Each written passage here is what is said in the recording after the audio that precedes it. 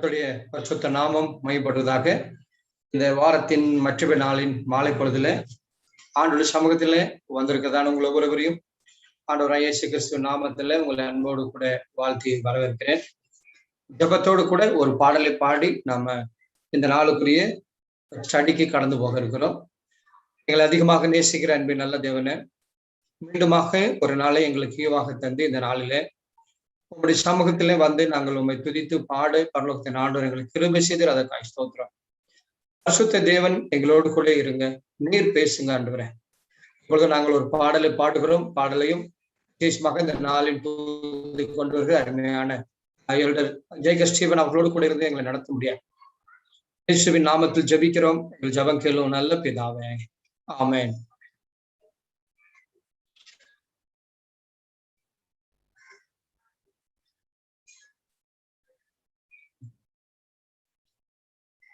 இயேசுவின் நாமம் இனிதான நாமம், இணையில்லா நாமம், இன்ப நாமம். இந்த பாடலை பாடி நம்ம ஜெபத்தோடு கடந்து போக இருக்கிறோம்.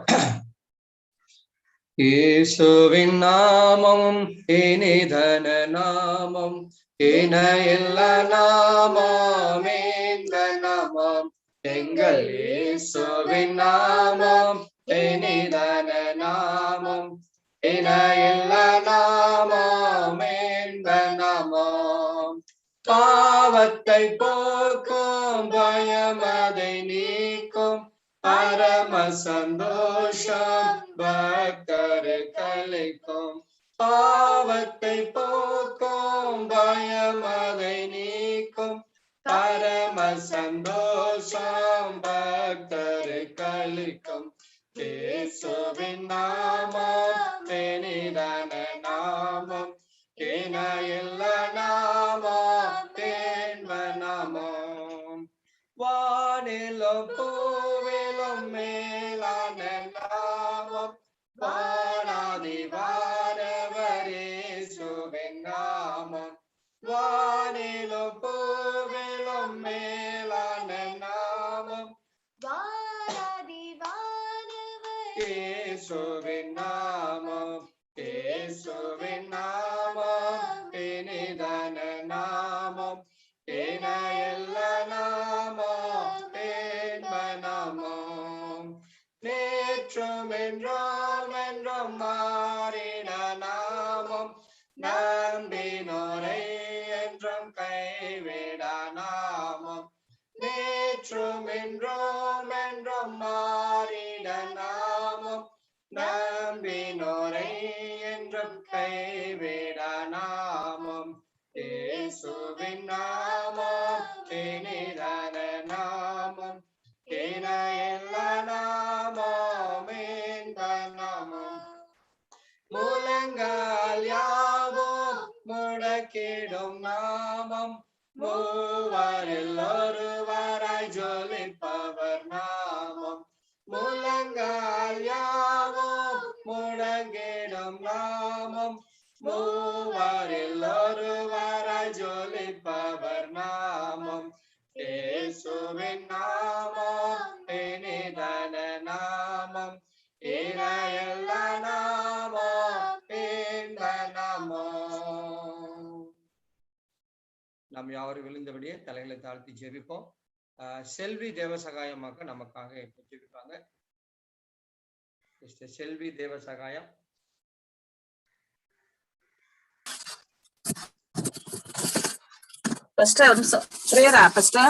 ஜெபம் பண்ணுங்க.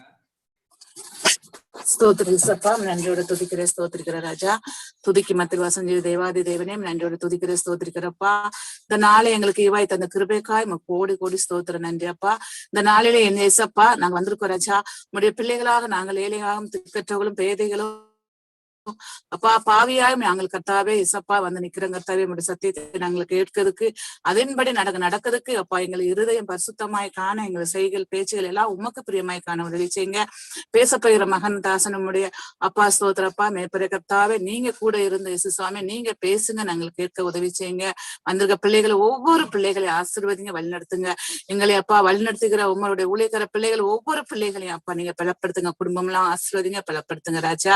வராத பிள்ளை வேலைகளை ஏற்ற நேரங்களில் கலந்து கொள்ள உதவி செய்யுங்கப்பா. அப்பா நாங்கள் அப்பா உற்சாகத்தோடு கலந்து கொண்டு அப்பா உங்களுடைய ஊழியங்களில நாங்கள் அப்பா விருத்தியாக நாங்கள் ஊழியங்களை செய்து முடிக்கிறதுக்கு உதவி செய்யுங்க. எங்களுக்கு அந்த ஞானத்தை தாங்கப்பா, பரலோகத்துல ஞானத்தை தாங்கப்பா. அப்பா விசேஷமான பரலோகத்து அப்பா ராஜாவே உம்முடைய அப்பா முன்னே உங்க கொடுத்த ஞானம் தான்ப்பா எங்களுக்கு அப்பா வேணும். சாமி இந்த உலகத்தின் ஞானம் அல்லப்பா, நாங்க அதன்படி நடக்கிறதுக்கு எங்களுக்கு உதவி செய்யுங்கப்பா, வழி நடத்துங்க. மீதியான நேரங்கள் எங்களோட கூட இருந்து வழி நடத்துங்க. எல்லா துதிக்கான உண்மைக்கே செலுத்துகிறேன் ஜீவனுள்ள பிதாவே, ஆமென். ஜெபத்திற்காக நான் ஒரு ஸ்தோத்திரிக்கேன். இந்த நேரத்துல அருமையான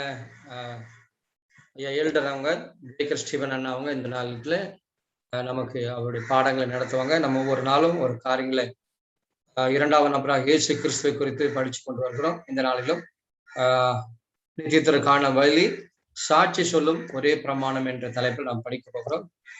ஜெப தியானத்தோடு காத்திருப்போம். கர்த்தர் நம்மோடு கூட கொள்வாரா. கர்த்தருடைய நாமத்திற்கு மகிமை உண்டாகட்டும். தேவனுடைய பெரிதான கிருபையினால இந்த நாளிலும் ஆண்டவருடைய பிள்ளைகளாகிய உங்களோட கூட தேவனுடைய வார்த்தையை பகிர்ந்து கொள்ள தேவன் தந்த பெரிதான கிருபைக்காய் கர்த்தரை நான் ஸ்தோத்திரிக்கிறேன். நம்ம பல வாரங்களாக ஒரு முக்கியமான தலைப்பை குறித்து படித்துக் கொண்டிருக்கிறோம். இழந்து போன சாயலை மீட்பது எப்படி என்று சொல்லி, அதற்காக 4 காரியங்களை நாம் அறிந்து கொள்ள வேண்டும் என்று சொல்லி தீர்க்க தரிசன ஆவியினுடைய எழுத்துகளின் மூலமாக நாம் கற்றுக்கொண்டோம். ஒன்றான மெய் தேவனாகிய அவரை அறிய வேண்டும். அதை நாம் ஆண்டவருடைய பெரிதான கிருபையினாலே அவருடைய தன்மைகளை வைத்து அவர்கள் எப்படி செயல்படுகிறார்கள், நாம் எப்படிப்பட்ட செயலிலே இருக்க வேண்டும் என்பதை நாம் அறிந்து கொண்டோம். அதே போல கர்த்தராகிய இயேசு கிறிஸ்துவினுடைய அன்பை நாம் ருசித்து பார்த்தோம். அவருடைய சாயல் நம்மிடத்திலே பிரதிபலிக்க வேண்டும் என்பதை நாம் அறிந்து கொண்டோம்.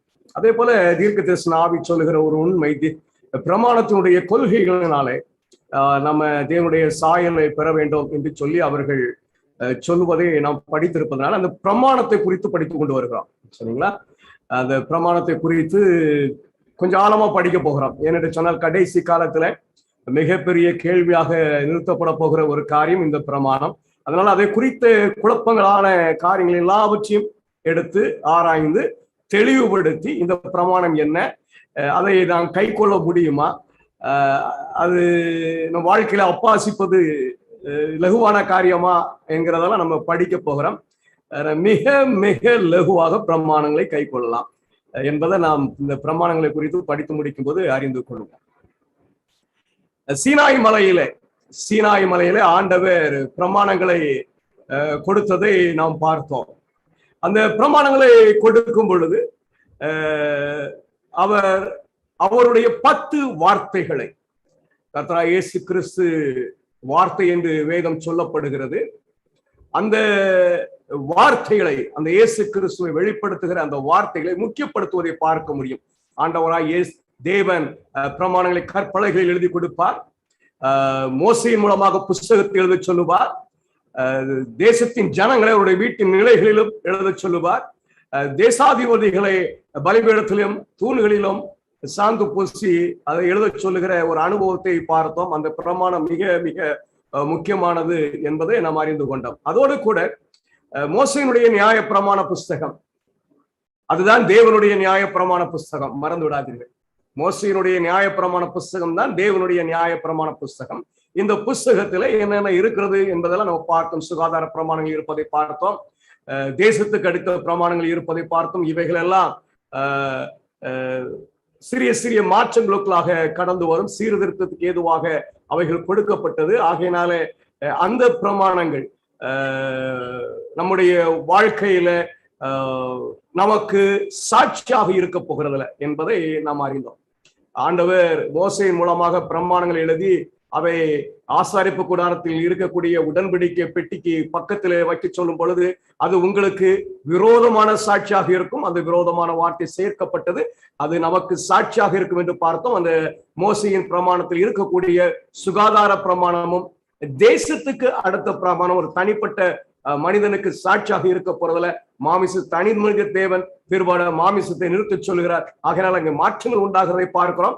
ஆகையினால் அவைகளை அப்படியே எழுத்தின்படி எனக்கு அது சாட்சி பகரும் என்று நான் எடுக்க முடியாது என்று சொல்லி நம்ம பார்த்தோம். அதோடு கூட ஆண்டவருடைய வழியாகிய பரிசுத்த ஸ்தலம் அங்கே இருக்கிறது என்று பார்த்தோம். அந்த பரிசுத்த ஸ்தலம் பரிகார பிரமாணம், பாவம் ஒன்றும் இருக்கிறது, அந்த பாவத்திற்கான பரிகாரம் அதுல இருக்கிறது. அதனால அது மீறுதலுக்குரியது அல்ல. அந்த பரிகார பிரமாணமும் எனக்கு சாட்சி பகர போகிறது இல்லை என்பதை நாம் அறிந்து கொண்டோம். அதே போல அந்த பிரமாணத்தை இயேசுவை பற்றிய காரியங்கள் அங்கே இருக்கிறது என்று சொல்லி பார்த்தோம். அதனுடைய நாம் அறிந்து கொள்ள வேண்டிய உண்மைகள் என்று அறிந்து கொண்டோம். இப்படி அந்த பிரமாண புஸ்தகத்துல அநேக காரியங்கள் இருக்கிறது. அதையெல்லாம் நம்ம தீர்க்கமாய் ஆராய்ந்து விட்டு ஒரு முடிவுக்குள்ள வந்தோம். ஒரு 10 பிரமாணங்கள் இருக்கிறது, அது எனக்கு சாட்சி பகருமா, எனக்கு எப்படிப்பட்ட சாட்சிய பகரும் என்பதை அறிந்து கொள்ள வேண்டும் என்கிற ஒரு தீர்மானத்தை நாம் எடுத்தோம். ஆண்டவராகிய தேவன் பிரசங்கினுடைய 12ஆம் அதிகாரம் 14ஆம் வசனத்தை வாசிக்கும் பொழுது அவர் சொல்லுகிறாரு, அவர் நியாய தீர்ப்பு செய்யும் பொழுது அந்த நியாய சங்கத்துக்கு முன்பாக ஒவ்வொரு நன்மையான கிரியையானாலும் சரி, தீமையான கிரியையானாலும் சரி, தேவனுடைய சமூகத்துல கொண்டு வரப்படும் என்று ஆண்டவர் சொல்வதை நம்ம என்ன செய்ய முடிகிறது, பார்க்க முடிகிறது. அப்படி என்று சொன்னால் நியாய சங்கத்திற்கு முன்பாக என்னை நன்மையானவன் என்றும் தீமையானவன் என்றும் வகையறுக்கிற ஒரு காரியம் இருக்கிறது. அது என் கிரியைகள் சார்ந்ததாக இருக்கிறது. அதனால் அந்த கிரியைகள் எப்படிப்பட்டதாக இருக்க வேண்டும் என்பதை நாம் அறிந்து கொடுக்க வேண்டியது மிக மிக அவசியம். ஏனென்றால் கிரியைகளின் அடிப்படையிலேயே நாம் நியாயம் தீர்க்கப்படுகிற வசனம் அப்படித்தான் சொல்லுகிறது. விசுவாசத்தை குறித்து நாம் படிக்கலாம். அந்த கிரியைகளை வெளிப்படுத்தக்கூடிய காரியங்கள் என்ன என்ன என்பதை நாம் தெளிவாய் உறுதியாக அறிந்திருக்க வேண்டும். எந்த சந்தேகமும் இருக்கக்கூடாது. அந்த அளவுக்கு நம்ம தெளிவாக அறிந்திருக்க வேண்டியது அவசியமாக இருக்கிறது. அப்ப நமக்கு சாட்சி சொல்ல போகிற ஒரு பிரமாணம் இருக்கிறது. அது 10 பிரமாணமா என்பதை நம்ம அறிந்து கொள்வதற்கு பிரயாசப்படுகிறோம். ஆண்டவர் ஒரு காரியத்தை சொல்லுகிறார், நன்மையானாலும் சரி தீமையானாலும் சரி தேவன் நியாயத்திலே கொண்டு வருவார். மனிதன் நியாயம் விசாரிக்கப்படுகிறார் அவருடைய கிரியைகளின் அடிப்படையில. அப்ப தேவனுடைய சமூகத்திற்கு முன்பாக என்னை நன்மையானவனா அல்லது தீமையானவனா என்று சாட்சி பகர்வதற்கு ஒரு பிரமாணம் இருக்கிறது என்பதை நாம் அறிந்து கொள்ள முடிகிறது. இன்னும் நம்ம படிக்கும் பொழுது ஒரு ஒரு உண்மையை நாம் அறிய வேண்டும். ரோமருடைய 16ஆம் அதிகாரம் 18வது வசனத்தை வாசிக்கும் பொழுது, பாவத்தின் நின்று நீங்கள் விடுதலையாக்கப்பட்டு நீதிக்கு அடிமையானீர்கள். ஒரு காரியத்திற்கு அடிமையாக இருக்கிறோம், பாவத்திற்கு அடிமையாக இருக்கிறோம். அதுல இருந்து விடுதலைப்பட்டு இன்னொரு காரியத்திற்கு அடிமையாகிறோம், நீதிக்கு அடிமையாகிறோம். 2 காரியங்கள் இருக்குது, பாவம் நீதி. இது ரெண்டும் வேற வேற தன்மை உடையதா அல்லது ஒரே காரியத்தில் இருந்து உண்டாகிற காரியமா என்பதை நாம் அறிந்து கொள்ள வேண்டும். இதுக்கு முந்தின வசனத்தை வாசிக்கும் பொழுது 17வது வசனத்துல, ரோமர் 16ஆம் அதிகாரம் 17வது வசனத்துல, முன்ன நீங்கள் பாவத்திற்கு அடிமையா இருந்தும், அவங்க பாவத்திற்கு அடிமையா இருந்தார்கள், இப்பொழுது உங்களுக்கு ஒப்பு கொடுக்கப்பட்ட உபதேச சட்டத்திற்கு நீங்கள் மனப்பூர்வமாய் கீழ்ப்படுகிறதுனாலே தேவனுக்கு ஸ்தோத்திரம். என்ன ஒரு காரியத்தை வெளிப்படுத்துகிறார் என்று சொன்னால், ஒரு ஒரு சட்டம் இருக்கிறது, உபதேச சட்டம் இருக்கிறது. அந்த சட்டத்திற்கு கீழ்ப்படியும் பொழுது அவர்கள் தேவனுடையவர்களாக இருக்கிறார்கள். அப்படி என்று சொன்னால் அந்த சட்டத்திற்கு விரோதமாய் போகும் பொழுது அவர்கள் பாவிகளாக இருக்கிறார்கள். ஒரு சட்டம் இருக்கிறது, நல்லா நம்ம புரிஞ்சுக்கணும். ஒரு சட்டம் இருக்கிறது, அந்த சட்டத்திற்கு கீழ்ப்படியும் பொழுது நான் தேவனுக்குரியவன், நீதியை செய்கிறவன். அந்த சட்டத்திற்கு நான் விரோதமாய் போகும் பொழுது அது பாவம் செய்கிறவன் என்பதை அந்த வசனம் வெளிப்படுத்துகிறதை நாம பார்க்க முடிகிறது. நல்லா ஞாபகம் வச்சுக்கணும். நிறைய காரியங்களை பார்க்க போகிறோம். பிரமாணம் எப்படி இருக்கிறது, ஒரு சட்டம் இருக்கிறது, அந்த சட்டத்துக்கு கீழ்ப்படிந்தால் அது தேவனுக்கு பிரியமானவன், அதுக்கு கீழ்ப்படியாவிட்டால் அவனுக்கு தேவனுக்கு பிரியமானவன் அல்ல, அவன் நீதியை செய்யாதவன், பாவத்துக்கு உரியவன் என்பது வெளிப்படுகிறது. இன்னொரு வசனத்தை நம்ம வாசித்து போறோம். ரோமர் எழுதின பரிசுத்த பவுலர் ரோமருக்கு எழுதின நிருபம் 8வது அதிகாரம் 1வது வசனம், ஆனபடியால் கிறிஸ்து இயேசுவுக்கு உட்பட்டவர்களாய் இருந்து மாமிசத்தின்படி நடவாமல் ஆவியின்படி நடக்கிறவர்களுக்கு ஆக்கினை தீர்ப்பு இல்லை. ஒரு அழகான வசனம். மாமிசத்தின்படி நடக்கிறவர்களுக்கு ஆக்கினை தீர்ப்பு உண்டு, அழிவு உண்டு, மரணம் உண்டு. ஆனா ஆவியின்படி நடக்கிறவர்களுக்கு ஆக்கினை தீர்ப்பு இல்லை. இப்ப நம்ம தெரிஞ்சு கொள்ள வேண்டிய ஒரு முக்கியமான காரியம் என்ன அப்படின்னு சொன்னா, இந்த இந்த மாமிசத்தின்படி நடக்கிறது அல்லது ஆவியின்படி நடக்கிறது என்றால் என்ன என்பதை நாம் அறிந்து இருக்க வேண்டியது அவசியமாக இருக்கிறது. அந்த காரியத்தை பவுல் தெளிவாக சொல்லுகிறார் 8ஆம் அதிகாரம் 7வது வசனத்துல. எப்படி என்றால், மாமிச சிந்தை தேவனுக்கு விரோதமான பகை. நல்லா புரிஞ்சுக்கணும். மாமிசத்தின்படி நடப்பது என்றால் என்ன என்பதை அவர் வெளிப்படுத்துகிறார். மாமிச சிந்தை தேவனுக்கு விரோதமான பகை. அது தேவனுடைய நியாய பிரமாணத்துக்கு கீழ்ப்படியாமலும் கீழ்ப்படிய கூடாமலும் இருக்கிறது. நம்ம உடனே இதை எடுத்துட்டு 10 பிரமாணத்துக்கு போயிடுவோம். ஆனா அங்க அதை குறித்து அவர் பேசவில்லை. அவர் ஒரு உண்மையை வெளிப்படுத்துகிறார். மாமிசத்தின்படி நடக்கிறவன் யாரு அப்படின்னு சொன்னா, அவன் நியாய பிரமாணத்துக்கு கீழ்ப்படிய மாட்டான், கீழ்ப்படியவும் முடியாது. அப்ப ஆவியின்படி நடக்கிறவன் யார் என்கிற ஒரு கேள்வி எழுப்பலாம். இந்த வசனம் தானே நமக்கு பதில் தருகிறது.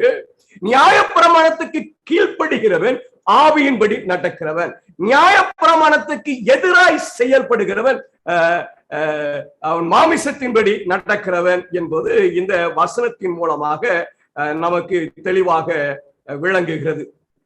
சரி, இதனுடைய விளைவு என்ன? இந்த மாமிசத்தின்படி நடந்தால் அதனுடைய விளைவு என்ன?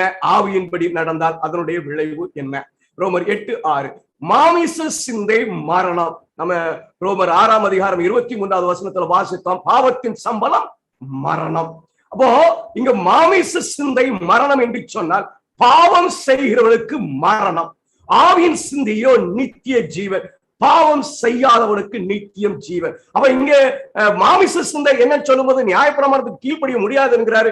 ஆவின் சிந்தை என்ன சொல்லும்போது நியாயப்பிரமாணத்துக்கு கீழ்ப்படிய சொல்றாரு. அப்ப நியாயப்பிரமாணத்துக்கு கீழ்ப்படுகிறது ஜீவனை உண்டாக்கோ, நியாயப்பிரமாணத்தை மீறி நடப்பது பாவத்தை பிறப்பித்து மரணத்தை உண்டாக்கும். ரொம்ப தெளிவாக ஒரு நியாய பிரமாணம் இருக்கிறது. அந்த நியாய பிரமாணத்துக்கு கீழ்ப்படிஞ்சா நான் ஆவியின் சிந்தை உள்ளவன், அந்த நியாய பிரமாணத்துக்கு மீறினா நான் மாமிச சிந்தை கொண்டவன், எனக்கு மரணம். கீழ்ப்படுகிறவனுக்கு நித்திய ஜீவன் என்பதை அந்த வசனம் தெளிவாக சொல்வதோடு பார்த்தோம். சட்டத்திட்டத்திற்கு கீழ்ப்படியும் பொழுது, உபதேச சட்டத்திற்கு கீழ்ப்படியும் பொழுது நான் நீதியை செய்கிறவனாய் இருக்கிறேன். அந்த உபதேச சட்டத்திற்கு நான் மீறும் பொழுது பாவம் செய்கிறவனாய் இருக்கிறேன். இங்க அதே தத்துவத்தை பவுல் இன்னும் கொஞ்சம் அழகாக வெளிப்படுத்துகிறார். நியாயப்பிரமாணத்துக்கு கீழ்ப்படுகிறது ஆவியினுடைய சிந்தை, நியாயப்பிரமாணத்துக்கு கீழ்ப்படியாமல் அதை எதிர்த்து நிற்பது மாமிச சிந்தை. அது மரணத்தை விளைவிக்கும், ஆவின் சிந்தை ஜீவனை விளைவிக்கும் என்று அவர்கள் கூறுவதை நம்ம பார்க்க முடிகிறது. இன்னொரு இந்த பிரமாணத்தை குறித்து இன்னொரு காரியத்தை நம்ம படிப்போம். 1 யோவான் 2ஆம் அதிகாரம் 3-4வது வசனங்கள, அவருடைய கற்பனைகளை நாம் கைக்கொள்ளுகிறவர்களானால் அவரை அறிந்திருக்கிறோம் என்பதை அதனாலே அறிவோம். இயேசு கிறிஸ்துவை குறித்து சொல்லப்படுகிறது. இயேசு கிறிஸ்துவை எனக்கு எப்படி தெரியும் அப்படின்னு சொல்லும்போது, ஒரு கற்பனையை கைக்கொள்ளுகிறதின் மூலமாக எனக்கு தெரியும். அவரை அறிந்திருக்கிறேன் என்று சொல்லியும் அவருடைய கற்பனைகளை கை கொள்ளாதவன் பொய்யனாய் இருக்கிறான். அப்ப இங்க ஒரு கற்பனை இருக்கிறது, ஒரு கற்பனை இருக்கிறது. அந்த கற்பனைக்கு கீழ்ப்படியும் பொழுது நான் இயேசுவை அறிந்தவனாக இருக்கிறேன். அந்த கற்பனைக்கு நான் மீறும் பொழுது இயேசுவை அறியாதவனாக இருக்கிறேன். ஒரு கற்பனை, அது சட்டம், உபதேச சட்டத்துக்குரியது. அதை கை கொள்ளும்போது நீதியை வெளிப்படுத்துகிறேன், அதை மீறும் போது பாவத்தை வெளிப்படுத்துகிறேன். ஒரு நியாய பிரமாணம், அதை கை கொள்ளும்போது ஆவியின் சிந்தை உடையவனாக இருக்கிறேன், அதை மீறும் பொழுது மாமிச சிந்தை உடையவனாக இருக்கிறேன். ஒரு கற்பனை, அதை கை கொள்ளும் பொழுது இயேசுவை அறிந்தவனாக இருக்கிறேன், அதை மீறும் பொழுது இயேசுவை அறியாதவனாக இருக்கிறேன். இந்த வசனங்கள் சொல்லும் பொழுது இன்னும் அழகான உண்மைகளை அது வெளிப்படுத்துகிறது. 2 யோவான் 1ஆம் அதிகாரம் 6வது வாக்கியம், நாம் அவருடைய கற்பனையின்படி நடப்பதே அன்பு. அப்ப வேற மாதிரி இதை படிப்போம்னா வேற ஒரு கோணத்துல உங்களுக்கு கொண்டு போக விரும்புகிறேன். கற்பனையின்படி நடப்பது அன்பது. நீங்கள் ஆதி முதல் கேட்டிருக்கிறபடி நடந்து கொள்ள வேண்டிய கற்பனை இதுவே. அப்போ ஒரு கற்பனையின் படிப்பு நடப்பது அன்பு என்று சொன்னால், அந்த கற்பனையை மீறுவது ஆவியின் கனியில் ஒன்னான அன்பை வெளிப்படுத்தாத ஒரு செயல், அன்பற்ற ஒரு செயல். ஒரு கற்பனை தான். ஒரு உபதேச சட்டம் தான் அதற்கு கீழ்ப்படியும் பொழுது அது நீதியை வெளிப்படுத்துகிறது, அதை மீறும் பொழுது அது பாவத்தை வெளிப்படுத்துகிறது. ஒரு நியாயப்பிரமாணம் தான் அந்த கீழ்ப்படியும் பொழுது ஆவியின் சிந்தை உடையவனாக இருக்கிறேன், அதை மீறும் பொழுது பாவ சிந்தை மாமிச சிந்தை உடையவனாக இருக்கிறேன். பாவம் இடத்தில் உண்டாகிறது, மரணத்தை பிறப்பிக்கிறது. ஒரு கற்பனை தான், அந்த கற்பனைக்கு நான் கீழ்ப்படியும் பொழுது இயேசு கிறிஸ்துவை அறிந்தவனாக இருக்கிறேன், அதை மீறி நடக்கும் பொழுது நான் இயேசுவை அறியாதவனாக இருக்கிறேன். ஒரு கற்பனை தான், அதற்கு கீழ்ப்படியும் பொழுது நான் அன்புடையவனாக இருக்கிறேன், அதற்கு கீழ்ப்படியாத பொழுது நான் அன்பற்றவனாக இருக்கிறேன். ஒரு உண்மை இதுல என்ன வெளிப்படுகிறது என்று சொன்னால், ஒரு கற்பனையை இருந்து 2 காரியங்களை வெளிப்படுத்துகிறதை நம்ம பார்க்க முடிகிறது. ஒரு கற்பனை தான், ஆனா 2 காரியங்களை வெளிப்படுத்துது. ஒரு கற்பனை கீழ்ப்படியும் போது நீதியை வெளிப்படுத்துகிறது, மீறும்போது பாவத்தை வெளிப்படுத்துகிறது. ஒரு கற்பனை அது கீழ்ப்படியும் பொழுது ஆவின் சிந்தையுடையவராக இருக்கிறேன், அதற்கு மீறி நடக்கும் பொழுது மாமிச சிந்தையுடையவராக இருக்கிறேன். ஒரு கற்பனை அதற்கு கீழ்ப்படியும் பொழுது இயேசுவை அறிந்தவனாக இருக்கிறேன், அதை மீறும் பொழுது இயேசுவை அறியாதவனாக இருக்கிறேன். ஒரு கற்பனை அதற்கு கீழ்ப்படியும் பொழுது அன்புடையவனாக இருக்கிறேன், அதை மீறும் பொழுது அன்பற்றவனாக இருக்கிறேன். சரி, இன்னொரு வசனத்தை வாசிப்போம். 1 யோவான் 3ஆம் அதிகாரம் 4வது வசனம். பாவம் செய்கிற எவனும் நியாயப்பிரமாணத்தை மீறுகிறார், நியாயப்பிரமாணத்தை மீறுவதே பாவம். ஒரு காரியங்கள் அழகா சொல்லுது, நியாயப்பிரமாணம் என்று ஒன்று இருக்கிறது, அந்த நியாயப்பிரமாணத்தை மீறினா பாவம், அப்ப மீறலனா நீதி. வேதம் முழுவதும் ஒரு உண்மையை வெளிப்படுகிறது. ஒரு கற்பனையை அடிப்படையா வச்சு, ஒரு பிரமாணத்தை அடிப்படையா வச்சு என்னுடைய கிரியைகள் நீதியானதா, என்னுடைய கிரியைகள் துன்மார்க்கமானதா என்பது தீர்மானிக்கப்படுகிறது. ஒரு கற்பனை அடிப்படையா வச்சு நான் ஆவின் சிந்தை உடையவனா இல்ல மாமிச சிந்தை உடையவனா என்பதை தீர்மானிக்கப்படுகிறது. ஒரு கற்பனை அடிப்படையை வச்சு நான் இயேசுவை அறிந்தவனா இல்ல இயேசுவை அறியாதவனா என்பதை தீர்மானிக்கப்படுகிறது. ஒரு கற்பனை அடிப்படையாக வைத்து நான் அன்புடையவனா இல்ல அன்பற்றவனா என்பது தீர்மானிக்கப்படுகிறது. வெளிப்படையாக வசனம் இங்கே சொல்லுகிறது, நியாய பிரமாணத்தை மீறுவது பாவம். ஒரு பிரமாணத்தை மீறும் பொழுது அது பாவமாக மாறுகிறது, மரணமாக மாறுகிறது, மாமிச சிந்தையா மாறுகிறது, அது பாவமாக மாறுகிறது, அது அன்பற்றதாக மாறுகிறது, இயேசுவை அறியாதவனாய் மாறுகிறது. அந்த பிரமாணத்தை நான் கை கொள்ளும் பொழுது, அது மீறாமல் இருக்கும் பொழுது, அதன்படி நான் செய்யும் பொழுது என்னுடைய கிரியைகள் நீதியாக இருக்கிறது, என்னுடைய சிந்தனை ஆவியாக இருக்கிறது, என்னுடைய செயல்பாடுகள் அன்பு நிறைந்ததாய் காணப்படுகிறது, நான் இயேசுவை அறிந்தவனாக இருக்கிறேன். அப்ப ஒரு பிரமாணம் தான், ஒரே பிரமாணம் தான் 2 காரியங்களை வெளிப்படுத்துகிறது.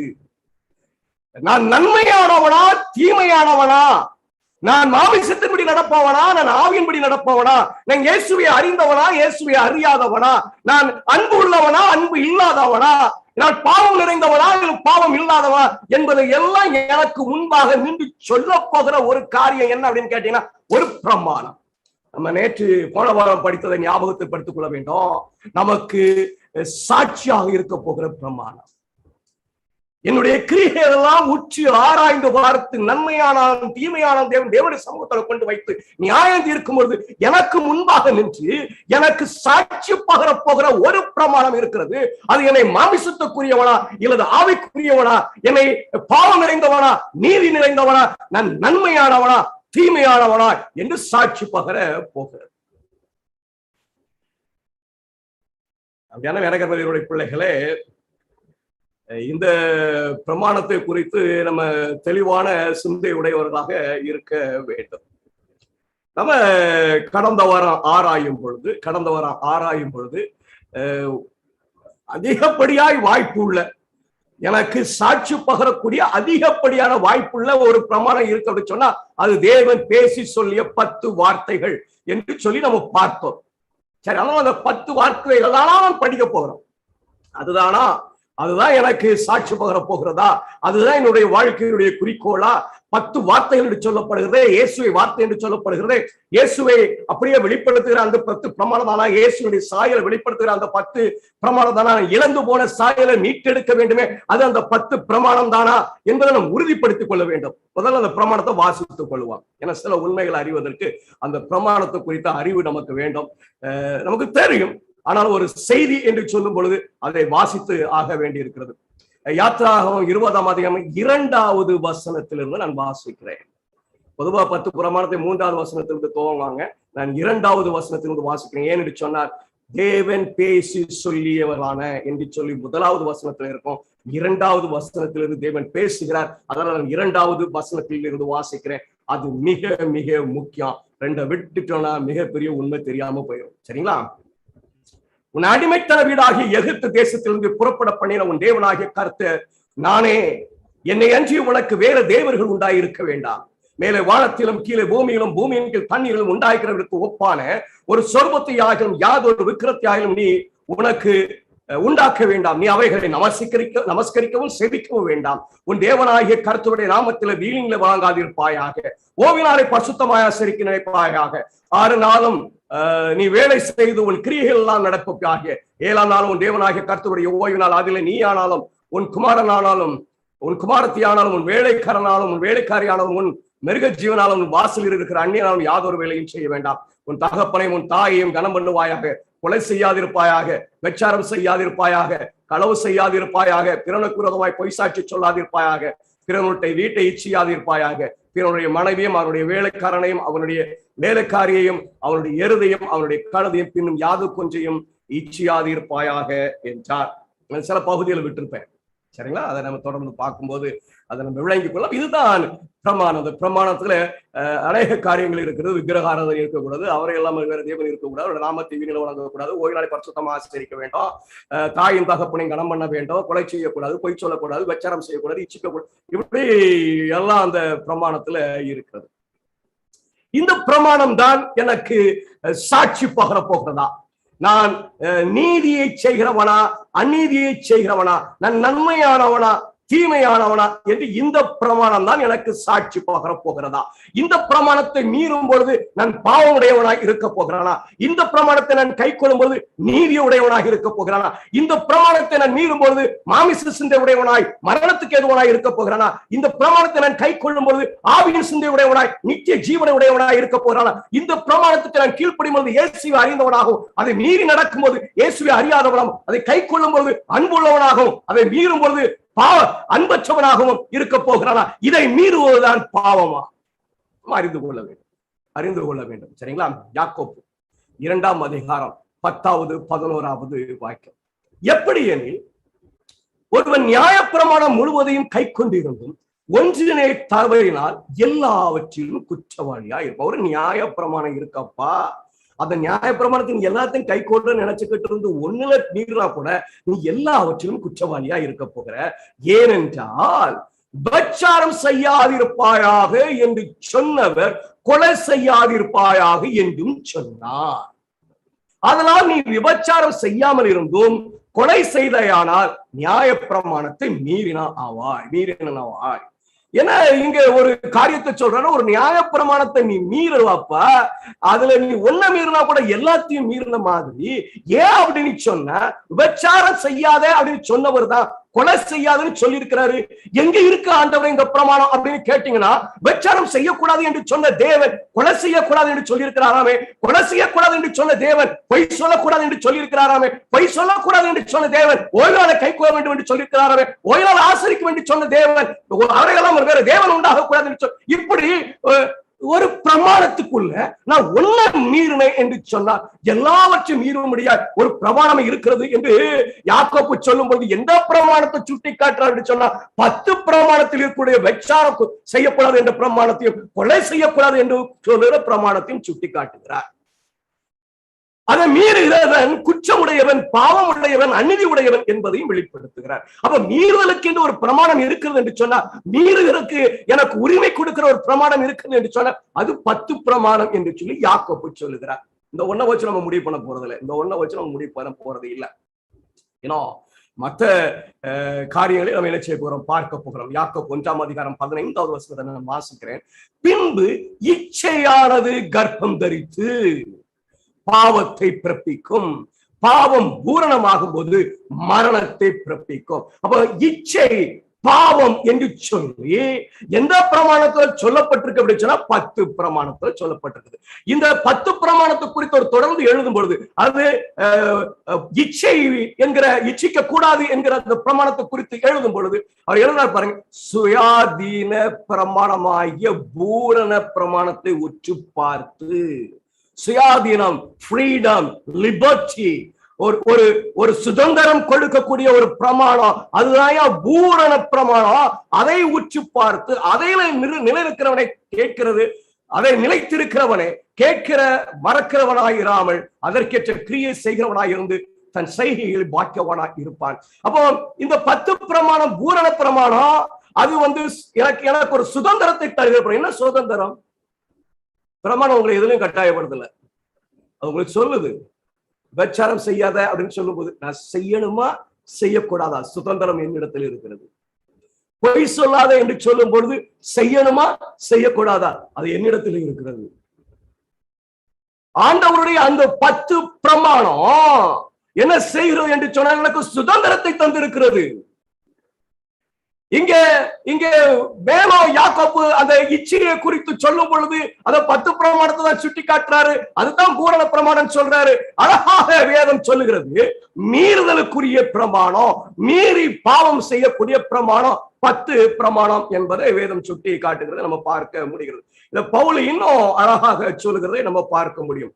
ரோமருக்கு எழுதின நிருபம் 7வது அதிகாரம் 7வது வசனம் இப்படியாக சொல்லுகிறது. ஆகையால் என்ன சொல்லுவோம்? நியாயப்பிரமாணம் பாவமோ? அல்லவே. பாவம் இன்னதென்று நியாயப்பிரமாணத்தினை நான் அறிந்திருக்கிறேன் என்று மற்றபடி அறிவோம். எந்த நியாயப்பிரமாணம்? எனக்கு பாவம் எது என்று சொல்லிக் கொடுக்கிற பிரமாணம் எது? யாக்கோப்பை பார்க்கும் பொழுது தெளிவாக தெரிந்தது, அது 10 பிரமாணங்கள். 10 பிரமாணத்துக்கு நான் மீறும் பொழுது பாவம் செய்கிறவனாக இருக்கிறேன் என்பது தெளிவாக தெரிஞ்சிச்சு. இங்க பவுல் சொல்றாரு பாருங்க, அழகா எழுதுறார். என்ன சொல்லுவோம்? நியாயப்பிரமாணம் பாவமோ? அல்லவே. பாவம் இன்னதென்று நியாயப்பிரமாணத்தினை நான் அறிந்தனே அன்றி மற்றபடி அறியவில்லை. என்னதான்? இச்சையார் இருப்பாயாக என்று நியாயப்பிரமாணம் சொல்லாதிருந்தால் இச்சை பாவம் என்று நான் அறியாமல் இருப்பேன். அப்போ இங்கேயும் பவுல் எந்த பிரமாணத்தை சுட்டி காட்டுறாரு சொன்ன 10 பிரமாணத்துல இருக்க ஒரு பிரமாணத்தை எடுத்து சுட்டி காட்டுறாரு. எப்ப இச்சிக்க கூடாது என்று சொல்லி பிரமாணம் சொல்லாம இருந்திருந்தா நானு இச்சை என்பது பாவம் எனக்கு தெரியாம போயிருக்கும். அப்போ பாவம் என்றால் என்ன என்பது எனக்கு கற்றுத்தருகிற பிரமாணம் எது அப்படின்னு சொன்னீங்கன்னா 10 பிரமாணங்கள். நல்ல மனதில நம்ம வைத்துக் கொள்ள வேண்டும். நமக்கு சாட்சி பகர போகிற ஒரு பிரமாணம் மோசேயினுடைய நியாய பிரமாண புத்தகத்தில் இருக்கிறது. அது எது என்று சொல்லி ஆராய்ந்து அறியும்போது தெளிவாய் வெளிப்படுகிறது. அது 10 பிரமாணங்கள், 10 வார்த்தைகள், கிறிஸ்துவை வெளிப்படுத்துகிற 10 வார்த்தைகள், கிறிஸ்துவனுடைய சாயலை வெளிப்படுத்துகிற 10 வார்த்தைகள், நான் இழந்து போன சாயலை மீண்டும் மீட்டு எடுப்பதற்காக சொல்லப்பட்ட 10 வார்த்தைகள். பாவம் என்றால் என்ன என்பதை எனக்கு வெளிப்படுத்துகிற ஒரு காரியமாக இருக்கிறது.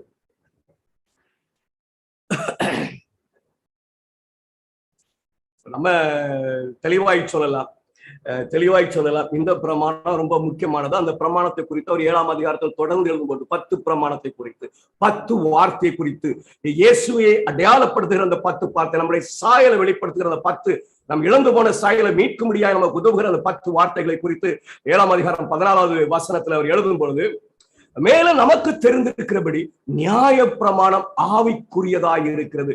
நானோ பாவத்துக்கு கீழாக விற்கப்பட்டு மாமிசத்துக்குரியவனாய் இருக்கிறேன். நம்ம மாமிசத்துக்குரியது என்ன படிச்சோம் இல்லைங்களா? நியாய பிரமாணத்தை மீறுகிறது மாமிசத்துக்குரியது என்று சொல்லி, நியாயப்பிரமாணம் ஆவிக்குரியதப்பா, நான் மீறினதுனாலே நான் மாமிசத்துக்குரியவனாய் இருக்கிறேன். அப்ப நியாயப்பிரமாணத்தின்படி 10 பிரமாணத்தின்படி செய்யும் பொழுது நான் ஆவிக்குரியவனாய் இருப்பேன். 10 பிரமாணத்தை மீறும் பொழுது நான் மாமிசத்துக்குரியவனாய் இருப்பேன். அதனால பவுல் 8ஆம் அதிகாரத்தில் எழுதும் பொழுது நியாயப்பிரமாணத்துக்கு கீழ்ப்படிய முடியாம இருக்கிறான், அவனால கீழ்ப்படிய முடியாது, ஏன்னா நான் மாமிச சிந்தை இருக்கிறது என்று சொல்லுகிறார். அவர் அழிவுக்கு ஏதுவான இருப்பான், மரணத்துக்கு ஏதுவாக இருப்பார். ரொம்ப ரொம்ப அழகாக வேதம் வெளிப்படுத்துகிறது. பாவம் என்றால் என்ன அப்படின்னு சொன்னா, தேவன் எழுதி கொடுத்த, தேவன் பேசிய அந்த 10 வார்த்தைகளை மீறும் பொழுது பாவம், அதன்படி செய்யும் பொழுது நீதி. அப்ப 10 பிரமாணம் என்ன அப்படின்னு கேட்டீங்கன்னா ஆவிக்குரியது, அது நீதியை கற்பிக்கிற ஒரு பிரமாணம். அந்த நீதியின்படி நான் செய்யாமல் அந்த நீதிக்கு எதிராக நான் செய்யப்படும் போது எனக்கு தேவனுடைய பிள்ளைகளை அது எனக்கு பாவத்தை வெளிப்படுத்துகிறதாக இருக்கிறது. என்ன பாவ பிரமாணத்தை காண்பிக்கிறதாக இருக்கிறது. தாயும் தகப்பனையும் கனம் பண்ணுவாய் என்பது நீதி, அது தாயின் தகப்பனை கனம் பண்ணக்கூடாது என்பது பாவ பிரமாணம். பொய் சொல்லாது இருப்பாயாக என்பது நீதியின் பிரமாணம். பொய் சொல்லுவாயாக என்பது பாவ பிரமாணம்.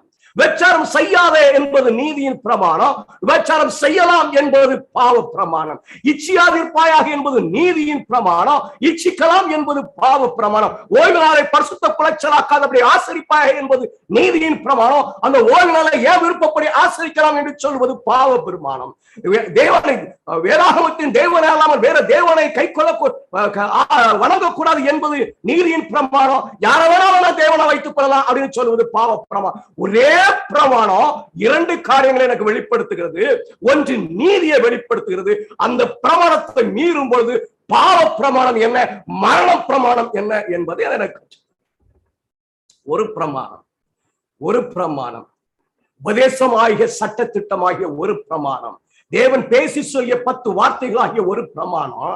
அந்த பிரமாணம் அதன்படி நான் நடக்கும் பொழுது நான் நீதியை செய்கிறவனாய் இருக்கிறேன். அதை மீறும் பொழுது எனக்கு தேவனுடைய பிள்ளைகளிடத்தில் பாவம் உண்டாகிறது. அந்த பிரமாணத்தின்படி நடக்கும் பொழுது நான் ஆவின் சிந்தை உடையவனாய் இருக்கிறேன். அந்த பிரமாணத்தை மீறும் பொழுது நான் மாமிச சிந்தை உடையவனாய் இருக்கிறேன். அந்த பிரமாணத்துக்கு கீழ்ப்படியும் பொழுது நான் கிறிஸ்துவை அறிந்தவனாக இருக்கிறேன். அந்த பிரமாணம் ஒளிந்து போயிடுச்சு, அது எனக்கு அவசியம் இல்லை என்று சொல்லி அதற்கு மீறி நடக்கும் பொழுது நான் கிறிஸ்துவை அறியாதவனாய் இருக்கிறேன். அந்த பிரமாணத்துக்கு கீழ்ப்படியும் பொழுது நான் அன்புடையவனாய் இருக்கிறேன். அந்த பிரமாணத்துக்கு மீறி நடக்கும்போது நான் அன்பற்றவனாய் இருக்கிறேன். நியாய பிரமாணத்தை மீறுவதே பாவம். 10 பிரமாணத்தை மீறுவதே பாவம். மிக மிக மிக அழகாக தெளிவாக வேதாகமத்திலே சொல்லப்பட்டிருப்பதை நம்ம பார்க்க என்ன பிடிக்கிறது. சரி, இந்த 10 கற்பனை கொஞ்சம் அறிந்து கொள்ள வேண்டும். ரொம்ப அழகாக இன்னைக்கு சாத்தான் நம்ம மக்களும் அத கொஞ்சம் அவனுடைய அந்த தப்பான உபதேசங்களை சரியான விளக்கத்தை கொடுக்காதபடி இது அப்படி இது அப்படின்னு சொல்லி அதை பூசி மொழிவிட்டு போகிற ஒரு அனுபவத்தை பார்க்க முடியுது. ஆக நம்ம என்ன செய்ய போகிறோம் அப்படின்னு சொன்னா, இந்த 10 பிரமாணத்தை குறித்து கொஞ்சம் அறிந்து கொள்ள. எனக்கு 10 பிரமாணத்தை தெரியாதா, நான் இப்போ விக்கிரகாராதனை என்ன அதை நான் விளக்க போறது இல்லை. விபச்சாரம்னா என்ன அதை விளக்க போறது இல்லை. பொய் சாட்சி சொல்லாதிருப்பாய் அதை விளக்க போறது இல்லை. இச்சை என்றால் அதெல்லாம் விளக்க போறது இல்லை. ஆனா அந்த பிரமாணத்துக்குள்ள மறைந்து கிடக்கக்கூடிய ஒரு உண்மையை நான் வெளிப்படுத்த விரும்புகிறேன். யாத்ராகம் 20ஆம் அதிகாரம் 1வது வாக்கியத்தை வாசிக்கும் பொழுது, தேவன் பேசி சொல்லிய சகல வார்த்தைகளும் அவன. ஆண்டவர் பேசுகிறார். என்ன பேசுகிறார் பாருங்க, அருமையா இருக்கும். ஒரு பிரமாணத்தை சொல்லுகிறார். 2வது வசனமும் 3வது வசனமும் இப்படியாக சொல்லுகிறது, உன்னை அடிமைத்தன வீடாகிய எகிப்து தேசத்தில் இருந்து புறப்பட பண்ணின உன் தேவனாகிய கர்த்தர் நானே. இது பிரமாணம் அல்ல, இந்த வார்த்தை பிரமாணம் அல்ல. அவர் ஒரு பிரமாணத்தை சொல்ல போறாரு. அந்த பிரமாணத்தை அவர் எதற்காக நீங்கள் கை கொள்ள வேண்டும், எதற்காக கடைபிடிக்க வேண்டும் என்ற ஒரு காரணத்தை முதலா சொல்றாரு. எப்ப நான் உன்னை எகிப்து தேசத்துல இருந்து மீட்டுட்டு வந்தேன், ஆகையினால என்னை அன்றி உனக்கு வேற தேவர்கள் உண்டாயிருக்க வேண்டாம். பிரமாணம் என்ன அப்படின்னு கேட்டீங்கன்னா, என்னை அன்றி உனக்கு வேற தேவர்கள் உண்டாயிருக்க வேண்டாம். அந்த காரியத்தை நான் புரியுது. எல்லா பிரமாணத்திலும் இதை பார்க்க முடியும். சில பிரமாணங்களில இதை பார்க்கலாம். ஆண்டவர் பிரமாணத்தோட கூட சில காரியங்களை சேர்த்து சொல்வதை பார்க்கலாம். இதை சரியா புரிஞ்சிக்காம எல்லாமே பிரமாணம் அப்படின்னு நினைச்சுக்கிட்டு அநேகர் நீ குழம்பி போயிருக்கிறோம். பிரமாணத்தினுடைய கொள்கையை அறிய முடியாமல் இருக்கும். The principle of law is thrown out. சரிங்களா, நம்ம அந்த கொள்கை அடிக்கணும். அதுதான் எல்லாம் நம்ம விளங்கி நம்ம படிக்கிறோம். சரி, 2வது பிரமாணம், மேலே வானத்திலும் கீழே பூமியிலும் பூமியின் கீழ் தண்ணீரிலும் உண்டாயிருக்கிறவர்களுக்கு ஒப்பான ஒரு சொர்பத்தியாகவும் யாதொரு விக்கிரத்தையாகவும் நீ உனக்கு வேண்டாக்க வேண்டாம், நீ அவைகளை நமஸ்கரிக்க வேண்டும். இது பிரமாணம். இதுதான் பிரமாணம். அதுக்கு மேல சொல்ற பாருங்க, உன் தேவனாகிய கர்த்தராய் இருக்கிற நான் எரிச்சல் உள்ள தேவனாய் இருந்து என்னை பகைக்கிறவர்களை குறித்து பிதாக்களுடைய அக்கிரமத்தை பிதாக்களிடத்தில் பிள்ளைகளிடத்தில் 3ஆம் 4ஆம் தலைவர் மட்டும் விசாரிக்கிறவராய் இருக்கிறேன். என்னிடத்தில் அன்பு கூர்ந்து என் கற்பனைகளை கைக்கொள்கிறவனுக்கோ 1000 தலைவர் மட்டும் இரக்கம் செய்கிறவராய் இருக்கிறேன். 2வது பிரமாணம், நீ விக்கிரகத்தையோ சொரூபத்தையோ செய்யக்கூடாது, வணங்கக்கூடாது, நமஸ்கரிக்க கூடாது பிரமாணம். அந்த பிரமாணத்தை சொல்லிட்டு ஒரு எச்சரிப்பை சொல்றாரு. அப்ப என் வார்த்தை மீறி நடத்த 4 தலைமுறை நான் விசாரிப்பேன், ஆனா என் வார்த்தையின்படி நடத்த 1000 தலைமுறை மட்டும் இரக்கம் செய்வேன். இது பிரமாணம் அல்ல, இது பிரமாணம் அல்ல. இது தேவன் அந்த பிரமாணத்தோட கூட சேர்த்து சொல்லுகிற ஒரு உண்மை, அந்த பிரமாணத்துக்கூட சேர்த்து சொல்லுகிற ஒரு எச்சரிப்பு அந்த பிரமாணத்தை முக்கியப்படுத்துகிறது. அவ்வளவுதான். சரிங்களா? நம்ம எல்லாத்தையும் பிரமாணம் பண்ணி பார்க்கறதுனாலதான் நிறைய காரியங்களை குழம்பி விடுகிறோம். மூன்றாவது பிரமாணத்தை பார்க்கும்போது 7வது வசனத்துல, உன் தேவனாகிய கர்த்தருடைய நாமத்தை வீணிலே வழங்காதிருப்பாய். இது பிரமாணம். நல்லா கவனப்படுறீங்க. உன் தேவனாகிய கர்த்தருடைய நாமத்தை வீணிலே வழங்காதிருப்பாயா. இது பிரமாணம். கர்த்தர் தம்முடைய வார்த்தை நாமத்தை வீணிலே வழங்குறவனை தண்டியாமல் விடார். இது எச்சரிப்பு. அந்த பிரமாணத்துக்கு அடுத்த எச்சரிப்பு. நான் சொல்றேன், உங்களுக்கு விளங்கணும்னு நினைக்கிறேன். தேவனுடைய நாமத்தை வீணில வழங்கக்கூடாது என்பது பிரமாணம், வழங்கினால் அவனை தண்டிப்பேன் என்பது எச்சரிப்பு. சரிங்களா? இது அநேகர் புரியாதனால பெரிய பிரச்சனை இருக்குது. சரி, 4வது பிரமாணம், ஓய்வு நாள் பிரமாணம். 20ஆம் அதிகாரம் 8லிருந்து 11 வரை.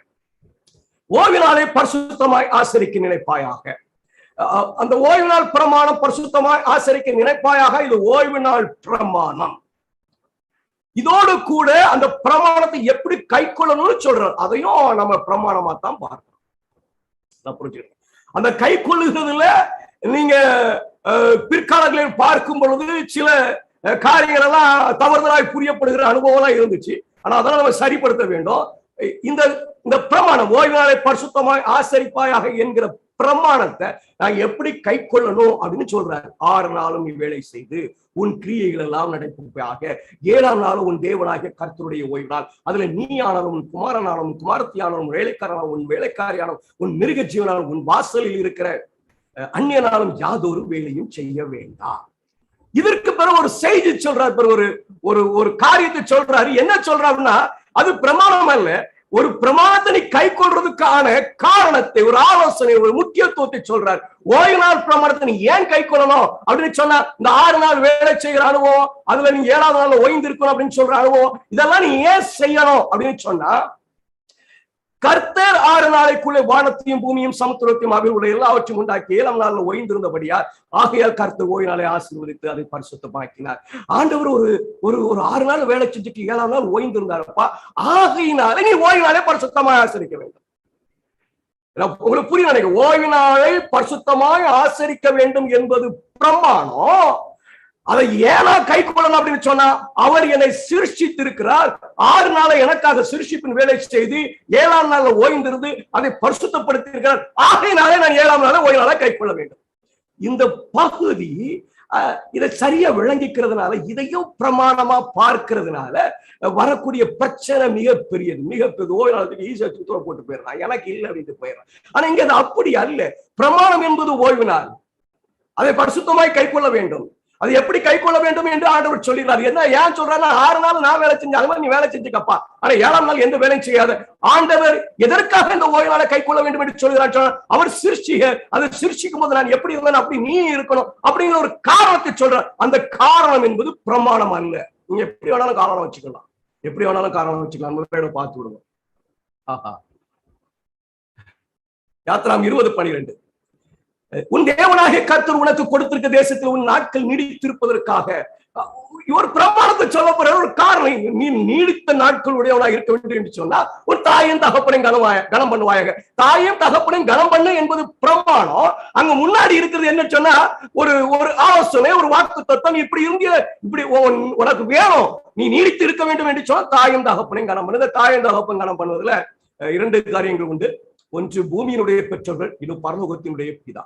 ரெண்டையும் குறிக்கும்.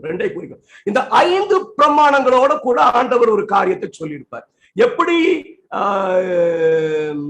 4வது பிரமாணத்தை எப்படி கை கொள்ளணும் அப்படின்னு சொல்லும்போது, இச்சியாது இருப்பாயாக என்று சொல்லும்போது எதெல்லாம் இச்சிக்க கூடாது அப்படின்னு ஒரு லிஸ்ட் போட்டிருப்பார். நீங்க இச்சிக்க கூடாது லிஸ்ட் எவ்வளவு பெருசு வேணாலும் போட்டுக்கலாம், ஆனா இச்சியாது இருப்பாயாக என்பது பிரமாணம். புரியும் நினைக்கிறேன். இந்த 5 பிரமாணங்களை மாத்திரம் கொஞ்சம் போக்கஸ் பண்ணி கூடுதலான செய்தியை கொடுத்து ஒரு எச்சரிப்பை, ஒரு ஆலோசனையை, ஒரு காரணத்தை ஆண்டவர் கொடுக்கிறத நீங்க பார்க்க முடியும். இந்த காரணங்களும் இந்த எச்சரிப்பும் இந்த ஆலோசனையும் என்ன அல்ல? பிரமாணங்கள் அல்ல. நம்ம வாசித்து விடுவோம். நேராக ரொம்ப விளக்கம் கொடுத்தா டைம் ஆயிடும். இந்த 4வது பிரமாணத்துக்கு ஆண்டவர் ஒரு காரணத்தை சொல்லுகிறார்.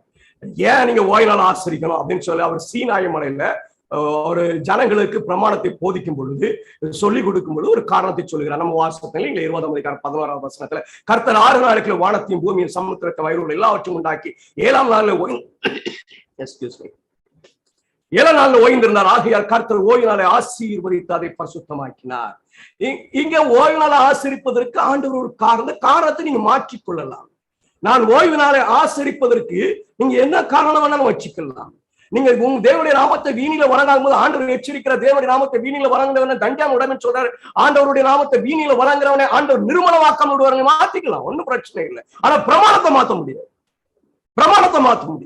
எங்க ஆண்டவர் சொல்றாரு பாருங்க, நீங்க ஏன் அந்த ஓய்வு நாளை கைக்கொள்ளணும்னு சொல்றாரு. சீனாய் மலையில சொல்லும் பொழுது ஓய்வு நாள் பிரமாணத்தை அங்க காரணமாய் அவருடைய சிருஷ்டிப்பின் வேலையை அங்க காரணமாய் வைப்பது, ஓய்வு நாள் பிரமாணத்தை கைக்கொள்வதற்கு சிருஷ்டிப்பின் வேலையை அவர் காரணமாய் வைப்பதை பார்க்கும் பொழுது நம்ம ஓய்வு நாள் பிரமாணத்தை கைக்கொள்ளணும் அப்படின்னு சொல்றாரு. ஆனா இதுதான் காரணமானு கேட்டா இல்ல, நீங்க வேற காரணத்தையும் வச்சுக்கணுமா. ஆனா பிரமாணம் மாறாது. நல்லா புரிஞ்சுக்கணும். காரணத்தை மாற்றுகிறதுனால பிரமாணம் மாறாது. நான் சொல்றேன், உங்களுக்கு புரியும் நினைக்கிறேன். காரணத்தை மாற்றுவதனால பிரமாணம் மாறாது. காரணத்தை மாற்றி இருக்கிறாங்களா அப்படின்னா மாற்றி இருக்கிறார்கள். வாசிக்கிறேன் பாருங்க. மோசே இந்த பிரமாணத்தை திருப்பி எழுதுவான், மறுபடியும் போதிப்பான். இஸ்ரவேலுக்கு போதிக்கும் பொழுது இந்த 4வது பிரமாணத்துக்கு காரணத்தை கொடுப்பார். ஆண்டவர் சீனாய் மலையில காரணமாய் சொன்னது, நான் 6 நாள் வேலை செஞ்சுட்டு 7ஆம் நாள் ஓய்ந்திருந்து அதை பரிசுத்தப்படுத்த, ஆகினால நீ ஓய்வு நாளை கைக்கொள்ளு அப்படின்னு ஒரு காரணத்தை வச்சாரு. மோசே ஒரு காரணத்தை வைப்போம் பாருங்க. நீ எகிப்து தேசத்திலே அடிமையாய் இருந்தாய் என்றும் உன் தேவனாய கர்த்தர் உன்னை அவ்விடத்தில் இருந்து வல்லமை உள்ள கரத்தினாலும் ஓய்ங்க புயத்தினாலும் புறப்படி பண்ணினார் என்றும் நினைப்பாயாக. ஆகையால் ஓய்வு நாளை ஆசரிக்க உன் தேவனாய கர்த்தர் உனக்கு கட்டளையிட்டார். காரணத்தை மாத்திட்டாரா? பிரமாணத்தை சொல்லிட்டே வருவார். நீங்க வாசித்து பாருங்க, 5ஆம் அதிகாரத்துல 10 பிரமாணத்தை திருப்பி சொல்லுவாரு. அதுல காரணத்தை மாத்திருப்பாரு. இந்த காரணம் மாற்றப்பட்டதுனால பிரமாணம் மாறல. இதைத்தான் நம்ம புரிஞ்சுக்கணும். ஆண்டவர் சொல்லும் பொழுது தன்னை சிருஷ்டிகராய் காரணமாய் வைத்தார். மோசே சொல்லும் போது அவர் இரட்சகராய் காரணமாய் வைத்திருந்தார். நீங்களும் ஆண்டவர் சொல்லி இருக்க அந்த ஓய்வினாலே நான் பரிசுத்தமாய் ஆசரிக்க வேண்டும். ஏனென்று சொன்னார், கர்த்தராகிய இயேசு கிறிஸ்து எனக்கு சிலுவையிலே ஜீவனை கொடுத்திருக்கிறார். தப்பு இல்ல. இன்னைக்கு உலகம் என்ன செய்யுது அப்படின்னு சொன்னா, இந்த காரணங்களை எடுத்துக்கொண்டு பிரமாணம் மாறிவிட்டதாக நினைக்கிறார்கள். பிரமாணம் நமக்கு அவசியம் இல்லை என்று நினைக்கிறார்கள். ஓய்வு நாள் பிரமாணம் இஸ்ரவேலை எகிப்து தேசம் மீட்டுட்டு வந்ததுக்காக கொடுக்கப்பட்டிருக்கிறது. ஆகையினால இது நமக்குரிய பிரமாணம் இல்லை என்று நினைக்கிறேன். ஐயா, இது காரணம். ஓய்வு நாளை பரிசுத்தமாய் ஆசரிப்பாய் என்பது பிரமாணம். அது தொடர்ந்து வருகிறது காரணம். அங்க ஆண்டவர் தன்னை சிருஷ்டிகரை காரணமாய் கொடுத்தார். இங்கே ஆண்டவர் என்ன செஞ்சார் அப்படின்னு சொன்னா, மோசே என்ன செய்தார் அப்படின்னு சொன்னா, அவரை இரட்சகராய் காரணம் கொடுத்தாங்க. ஓய்வு நாள் பிரமாணத்தை படிக்கும் பொழுது வாசகத்தை எடுத்துக்கொள்ள, ஓய்வு நாள் படிக்கும் பொழுது உங்களை பரிசுத்தப்படுத்துகிற கர்த்தர் இவர் என்பதற்கு அடையாளமாக ஓய்வு நாள் என்று வேதாகமம். அதனால எனக்கு என்னுடைய பிள்ளைகள் இந்த காரணத்தை வைத்து விட்டு பிரமாணம் மாறிவிட்டது என்று யாராவது சொன்னா நம்புறாதீங்க. பிரமாணம் அது பிரமாணம் இல்லப்பா, காரணம் பிரமாணம் கிடையாது. முன்னாடி இருக்கிறது தான் பிரமாணம். அந்த பிரமாணத்தை நான் கை கொடுக்கிறதுக்கு என்ன காரணம்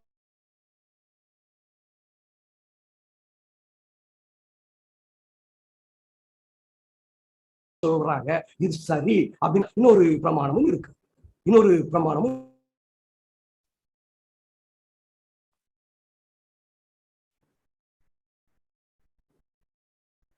சரி.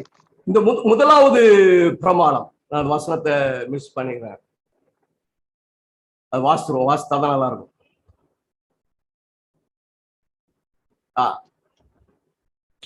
முதலாவது பிரமாணத்துக்கு ஒரு காரணம் கொடுக்கிறார். பிரமாணம் என்னது? என்னை அன்றி உனக்கு வேற தேவர்கள் உண்டாயிருக்க வேண்டாம். காரணம் என்னது? நான் உன்னை எகிப்து தேசத்திலிருந்து மீட்டுட்டு வந்தேன்ப்பா, அதனால எனக்கு உன்னை என்று வேற தேவர்கள், என்னை என்று உனக்கு வேற தேவர்கள் உண்டாயிருக்க வேண்டாம். இப்போ எகிப்து தேசத்துல இருந்து மீட்டுட்டு இஸ்ரவேலரை கூட்டிட்டு வந்தாரு. அதனால இவர் இஸ்ரவேலர்களுக்கு தேவன் என்று சொன்னார். எனக்கு தேவனா? அவர் எனக்கு தேவன் என்று நீங்கள் நம்பினால் ஓய்வு நாள் பிரமாணத்திற்கும் அவர்தான் தேவன், அது எனக்கும் உண்டு என்பதை நீங்கள் ஏற்றுக்கொள்ள வேண்டும். சொல்ற புரியுதுங்களா? இப்போ 10 பிரமாணத்துல ஒரு சில பிரமாணங்களை ஆண்டவர் கொஞ்சம் முக்கியப்படுத்துகிறாரு. அந்த முக்கியப்படுத்துற பிரமாணங்களை காரணங்களையும் எச்சரிப்பையும் ஆலோசனையும் வைக்கிறாரு. அந்த காரணங்களும் எச்சரிப்பும் ஆலோசனையும் பிரமாணம் அல்ல, அது பிரமாணம் சார்ந்த காரியங்கள். இந்த காரணங்களையும் ஆலோசனைகளையும் எச்சரிப்புகளையும் நீங்கள் மாற்றிக்கொள்ளலாம். மாற்றி எழுதுறது இல்ல. போதனையில ஆண்டவருடைய நாமத்தை நீ மீனில வணங்க என்று சொன்னார், ஆண்டவர் அக்னியில அழிப்பார். அது அப்படி சொல்லல, அவருடைய தண்டியாம விடுவாருங்கிறார், நீ அக்னியில அழிப்பான்னு சொல்ல. பிரமாணம் மாறாது, பிரமாணம் மாறாது. ஆண்டவர் ஓய்வு நாள்ல தன்னை சிருஷ்டிகர் என்பதற்கு அடையாளமாக சீனாமலையில் அவர் உச்சரித்தார், மோசேலை இரட்சகர் என்று உச்சரித்தார். ஆண்டவர் எகிப்து தேசத்திலிருந்து மீட்டுட்டு வந்ததுனால என்னையாஞ்சி உனக்கு வேற தேவர்கள் உண்டாயிருக்க வேண்டாம் சொன்னார். நான் சொல்லலாம், என்னை பாவத்தின் அடிமைத்தனத்திலிருந்து மீட்டுனாலே அவர் என்று எனக்கு வேற தேவர்கள் உண்டாயிருக்க மாட்டார் என்று சொன்னார். பிரமாணம் மாறாது.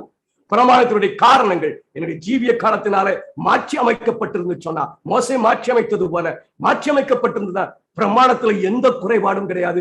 பிரமாணம் அப்படியே இருக்கும், எழுதப்பட்டது எழுததாக இருக்கும். சரி, இப்போ நம்ம அந்த ஒரு செட் ஆஃப் பிரமாணம் கொஞ்சம் முக்கியப்படுத்தப்பட்டிருப்பது. அது இன்னொரு முறை நம்ம வாசிக்க வேண்டியது வரலாம், இல்ல ஞாபகம் வைத்திருந்தால் அது வாசிக்காமல நம்ம புரிந்து கொள்ளலாம். ஒரு பாடத்தை தொடர்ந்து படிக்கும் பொழுது ஒரு வருகிற வாரத்துல நம்ம படிக்கவே இருக்கும்.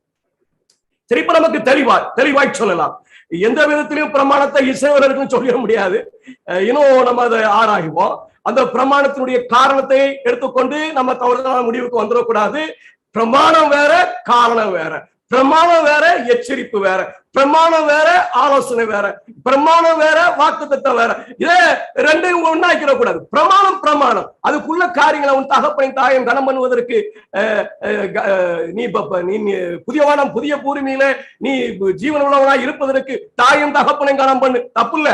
தாயும் தகப்பனையும் கனம் பண்ணு என்பதுதான் பிரமாணம். சொல்றவங்க நல்லா புரியும் என்று நினைக்கிறேன். இந்த பிரமாணத்தை மீறுவது பாவம்.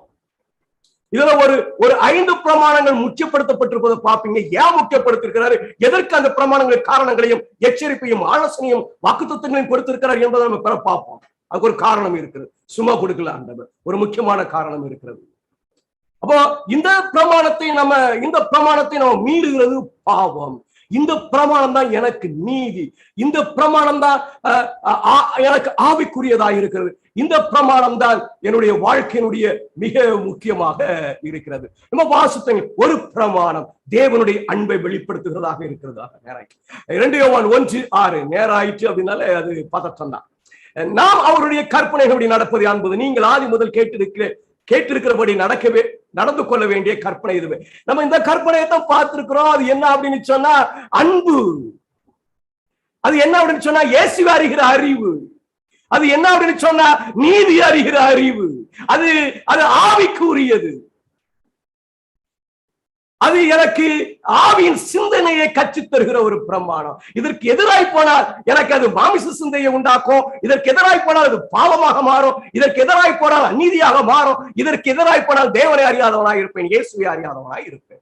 அப்போ அன்பை வெளிப்படுத்துகிற இந்த 10 வார்த்தைகள், கிறிஸ்துவினுடைய சாயலை பிரதிபலிக்கிற அந்த 10 வார்த்தைகள், நான் இழந்து போன சாயலை மீட்டு எழுப்பதற்காக தேவனால் உச்சரிக்கப்பட்ட அந்த 10 வார்த்தைகள் அன்பை வெளிப்படுத்துகிறது. இன்னொரு முக்கியமான காரியமும் அந்த நியாயப்பிரமாண புஸ்தகத்துல இருக்கு. சுருக்கமா சொல்கிறோம், அடுத்த வாரம் நம்ம அதை சேர்த்து படித்துக் கொள்வோம். உபாகமம் 6ஆம் அதிகாரம் 5வது வாக்கியம், நீ உன் தேவனாகிய கர்த்தரிடத்தில் உன் முழு இருதயத்தோடும் உன் முழு ஆத்மாவோடும் உன் மனதோடும் அன்பு கூறுவாயாக. அந்த நியாயப்பிரமாண புஸ்தகத்துல 10 பிரமாணம் தான் அன்புன்னு கேட்டா இன்னொரு வித அன்பை இங்கு சொல்லுகிறதை நீங்கள் பார்க்க முடியாது. லேவியராகமம் 10ஆம் அதிகாரம் 18வது வாக்கியத்துல உன்னிடத்தில் நீ அன்பு கூறுவது போல பிறனிலும் அன்பு கூறுவாயாக. நமக்கு கேட்ட செய்திதான் இயேசு கிறிஸ்துவினுடைய போதனை என்று சொல்லப்படுகிறது. தேவன் புதிய கற்பனையை கொடுத்து விட்டார் என்று சொல்லப்படுகிறது. இந்த பிரமாணங்கள் எங்க இருக்கிறது என்று சொன்னா மோசேயினுடைய புஸ்தகத்துல இருக்கிறது. இதை ஏன் நான் வாசிக்கிறேன் அப்படின்னு சொன்னா, இந்த பிரமாணத்தை குறித்து ஒரு வெளிப்பாடு புதிய ஏற்பாட்டில் இருக்கு. மார்க் 12:32-35 வரை. அதற்கு வேத பாரகன் அங்க ஒரு சின்ன சம்பாஷணம் உண்டு, நீங்க மேல போய் வாசித்து பாருங்க. சரிதான் போதகரே, நீ சொன்னது சத்தியம். ஒரே தேவன் ஒன்று, அவரை தவிர வேறு ஒரு தேவனும் இல்லை. முழு இருதயத்தோடும் முழு மனதோடும் முழு ஆத்மாவோடும் முழு பலத்தோடும் அவரிடத்தில் அன்பு கூறுகிறதும் தன்னிடத்தில் அன்பு கூறுவது போல பிறனிடத்தில் அன்பு கூறுவதுமே சர்வாங்க தகனம் முதலிய பலிகளை பார்க்கிறோம் முக்கியமாயிருக்கிறது என்றார். மீறுகிறதுக்கு ஏதுவான பிரமாணம் 10 பிரமாணம் என்று பார்த்தோம். பாவத்தை வெளிப்படுத்துகிற பிரமாணம் 10 பிரமாணம் என்று பார்த்தோம். நீதியை கற்றுத் தருகிற பிரமாணம் 10 பிரமாணம் என்று பார்த்தோம். ஆவிக்குரியதாக இருக்கிற பிரமாணம் 10 பிரமாணம் என்று பார்த்தோம். எனக்கு இயேசுவை கற்றுத் தருகிற பிரமாணம் 10 பிரமாணம் என்று பார்த்தோம். அன்பை வெளிப்படுத்துகிற பிரமாணம் 10 பிரமாணம் என்று பார்த்தோம்.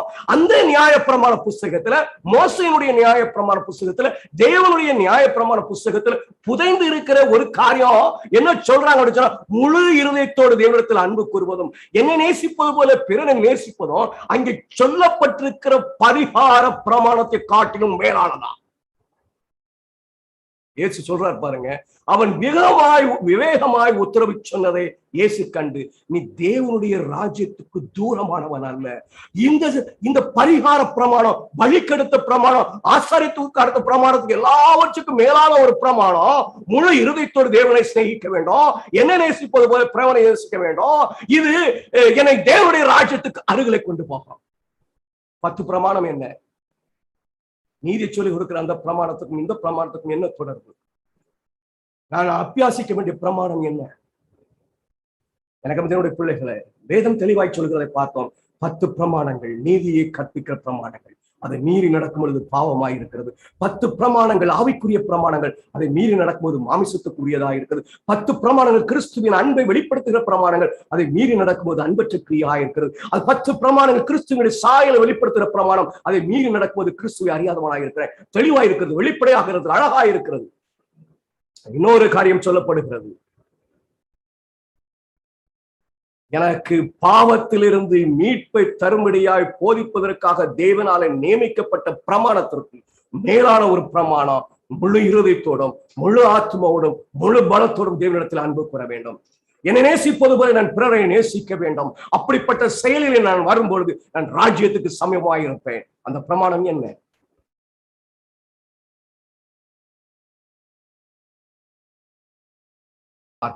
இன்னைக்கு மனசுல ஆக்கிக்கிடுங்க.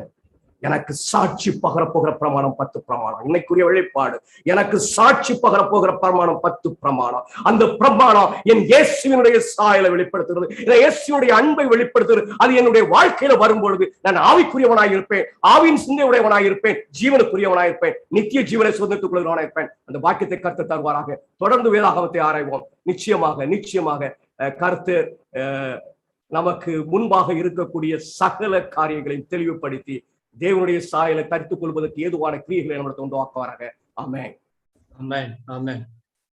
ஒரு வித்தியாசமான ஒரு கோணத்துல 10 பிரமாணங்களை குறித்து நாம இன்றைக்கு தியானம் செய்தோம். மிக நேர்த்தியாக அது எவைகளுக்கு எதற்காக கொடுக்கப்படுது, பிரமாணம் என்ன, அதனுடைய வாக்குத்தத்தம் அல்லது ஆசீர்வாதம், அதனுடைய எச்சரிக்கை என்ன என்பதை நம்ம இன்றைக்கு கற்றுக்கொண்டோம். தேவன் தாமே மகனை ஆசீர்வதிப்பாராக. இந்த நேரத்தில் நம்ம எல்லோரும் கண்களை மூடி ஜெபிக்க போறோம். நம்ம மத்தியில மெல்கி சுந்தரம் அவங்க பூனாவில இருந்து நம்மோடு இருக்காங்க. மெல்கி சுந்தரம் அவங்க நமக்காக ஜெபிப்பாங்க.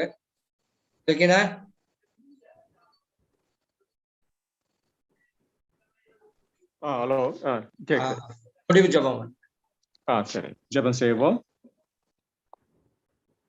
எங்களை அதிகமாக நேசித்து வருகிற எங்கள் அன்பும் இருக்கும் கிருபை தகப்பனே, கர்த்தாவே, இந்த நேரத்தில் நாங்கள் ஒரு நல்ல அருமையான ஒரு சத்தியத்தை கேட்டோம், நல்ல ஒரு பாடத்தை படித்தோம். கர்த்தாவே, நாங்கள் ஒரு கற்பனைகளில் நாங்கள் வெறும் கை கொள்வது மாத்திரமல்ல தகப்பனே, நாங்கள் முழு இருதயத்தோடும் முழு ஆத்மாவோடும் நாங்கள் உண்மை நேசிக்க எங்களுக்கு உதவித்தாரோம். கர்த்தாவே, எங்கள் சொந்த பலன் அல்ல, எங்கள் சொந்த ஞானம் அல்ல, பாவத்துக்கு மேல் நாங்கள் பூட்டி கொண்டு போகாதபடி நாங்கள் அதிலிருந்து விட்டு விலகி நாங்கள் எப்போதும் ஒரு உம்முடைய இந்த கற்பனைகளை கை கொண்டு உம்முடைய வழியிலே நடக்க வேண்டிய ஞானத்தை விவேகத்தின் தாரோம். கர்த்தாவே, இந்த இரவு வேலையிலும் கூட இருந்தாலும் வந்திருக்க ஒவ்வொருவரையும் நிலைமை ஆசீர்வதித்தாலும் குடும்பமாக ஆசீர்வதித்தாலும், செய்தி கொடுத்த ஐயா ஜெயக்கர் அவரையும் நிலைமை ஆசீர்வதித்தாலும் குடும்பத்தையும் ஆசீர்வதித்தாலும், ஐயா ஜெயராஜ் அவரையும் நிலைமை ஆசீர்வதித்தாலும் சில ஊழியத்தையும் குடும்பத்தையும் நிலைமை ஆசீர்வதித்தாலும். இது போல மும்பை பட்டணத்தில் எத்தனையோ மக்கள் சத்தியம் போய் சேராமல் இருக்கிறது, அவர்களுக்கும் இந்த சத்தியம் போய் சேர நிலைமை உதவித்தாராம். கர்த்தர் சீக்கிரம் வரப்போகிறார். அவர் வரும்போது நாங்கள் யாவரும் கரையற்றவரும் குறையற்றவருமாக காணப்பட எங்களுக்கு வழிநடத்தலாம். நமக்கு எனக்கா பாடுபட்டு மறித்து விழில் தந்த அன்பரிச்சுக கிறிஸ்து மூலம் மடாடுகிறோம். பரம் தகப்பனே, ஆமென். ஆமென். நம்முடைய கர்த்தராகிய இயேசு கிறிஸ்துவின் கிருபையும் பிதாவாகிய தேவனுடைய அன்பும் பரிசுத்த ஆவியானுடைய அன்யோன்ய ஐக்கியமும் சிநேகமும்